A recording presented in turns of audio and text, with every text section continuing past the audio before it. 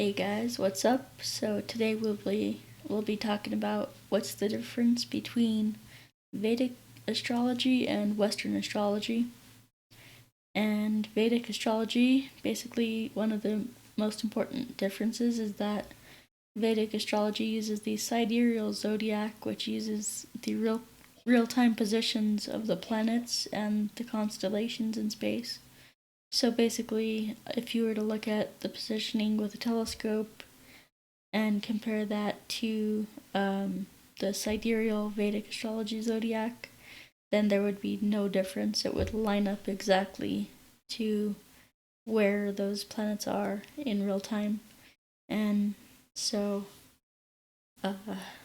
Western astrology, on the other hand, uses the tropical zodiac, whereas Vedic uses the sidereal zodiac, and Western astrology uses the tropical. So, tropical zodiac uses mathematical computations based on the position of the Earth relative to the Sun. So it's the Earth relative to the Sun, and it's based on the equinox, and that's a little bit different than than Vedic astrology, because the Vedic astrology uses the position of the cosmos and not the equinox. So it's it's a little different. They don't quite match up, and so yeah. So we'll talk about how they're different more going further. The major problem with Western astrology is that it's 24 degrees off from the real-time position of the planets and constellations in space. So if you were to look at a Western zodiac chart of right now, of what time it is right now, you would notice like a slight difference in degrees. It would be 24 degrees separate from, or 24 degrees off from what it is in real time and where those actual planets and constellations are actually sitting. So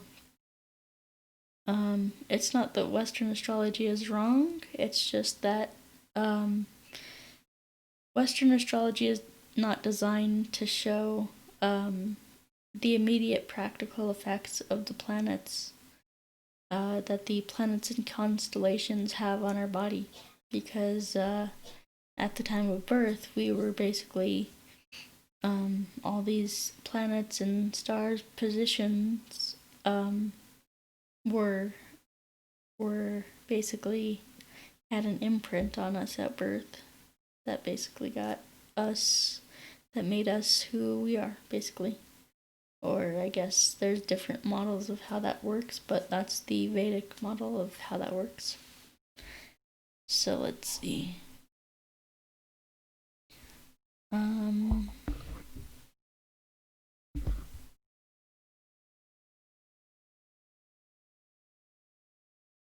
Yeah, so 2,000 years ago, when Western astrology was first being created, both the Western and Vedic models were in perfect celestial alignment.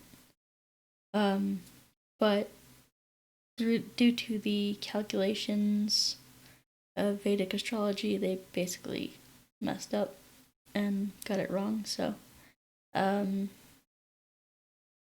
the planets matched up in both systems, however, over time, so 2,000 years ago, when Western astrology was first created, both the Western and Vedic models were in perfect celestial alignment, and where the planets matched up in both systems. However, over time, the calculations used in the Western model started drifting off of alignment from the real-time position of the planets and constellations in space, and this is due to just the positioning, the alignment, basically, because Western astrology uses the equinox as the alignment, and then Vedic, I believe, uses the alignment of the cosmos, like the galaxy or something. Or yeah, I think it's the galaxy, the Milky Way galaxy. So let's see. And so, if you're using a certain alignment, then the positioning is going to be off of that. It can't be perfect it can't be like perfect in two different planes like this. It's just won't work. So yeah. Vedic astrology uses your ascendant as your astrology sign, whereas Western astrology uses your sun sign as the astrology sign. So this is another huge important difference to make. The ascendant is the sign that was rising in the east at the time of your birth. So basically it was coming up above the horizon right when you were born. And that ascendant in Vedic astrology changes every 2 hours, because as the earth spins, it basically, different signs are going to be coming up. So yeah. So then Western astrology uses your sun sign, and your sun sign changes every 30 days, every month. So that's not going to be an accurate predictor of your individual personality either. Because think about how many people are born in July when I was born. There's got to be like millions of them, right? So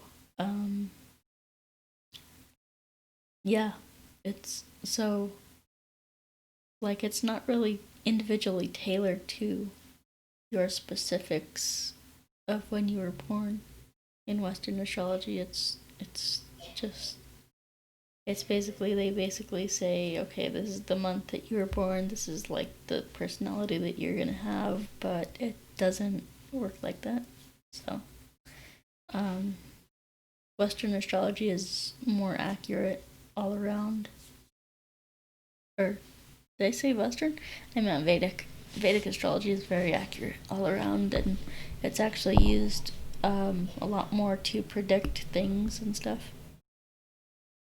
So let's see. Let's go on to the next point here.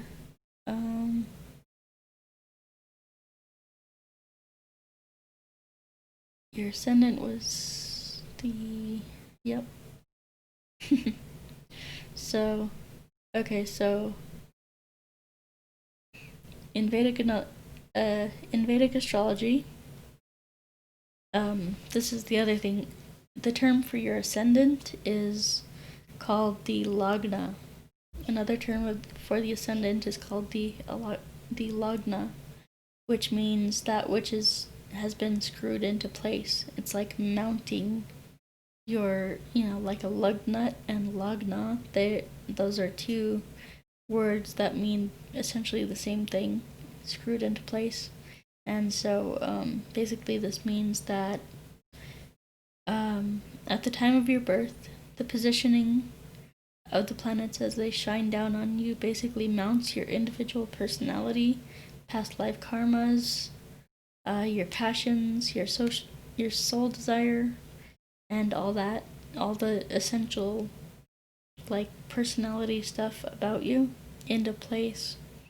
All your past life karma, your dharma, your as some would say orlog, your soul mission, all that stuff.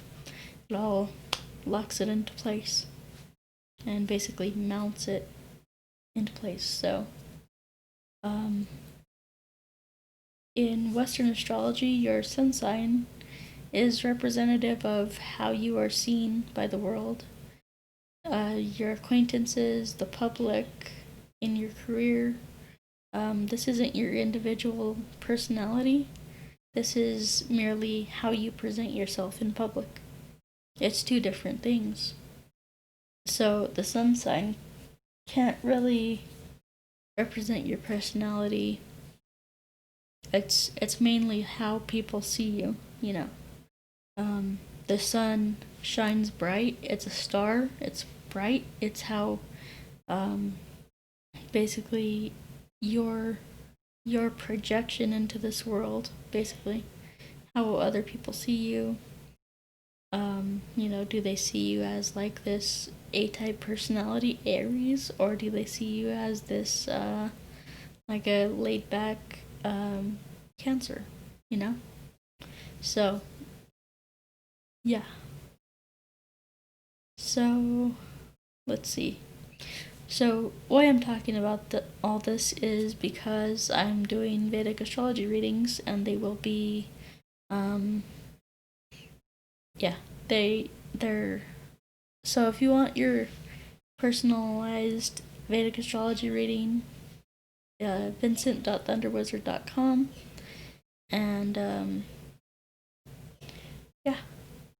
So I will be talking about I will be basically showing you your ascendant, your rising sign, the thing that basically has your identity, your personal views of like the world and your place in it, your personal, that's very personal to you because it's that sign is changing every 2 hours.